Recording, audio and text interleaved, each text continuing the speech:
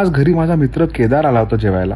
He is the CEO of Haleon group. ते brands own करतात. Sensodyne, Iodex, Eno, Centrum, Otrivin, Crocin, मोठे मोठे brands आहेत. मोठी कंपनी आणि आई बाबा पण होते. एक मी नोटीस केलं केदारबद्दल, which I notice in many top CEOs. They are able to hold conversation on a variety of topics at immense amount of depth, articulation and knowledge. आई बरोबर तो बोलत होता अबाउट आईस्क्रीम, की इंडियामध्ये आईस्क्रीम वॉल्स कसा घेऊन आला, acquired a bunch of companies, but then had to bypass regulation because it was only for small scale.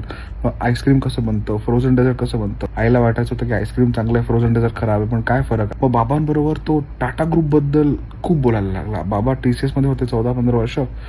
तर he was talking about the Tata group strategy, चंद्रात काय करतो काय नाही करत, टाटा डिजिटल, क्रोमा, आणि मग झुडिओ कसा मोठा झाला ट्रेंडच्या आतमध्ये. मग that was Noel Tatas big achievement.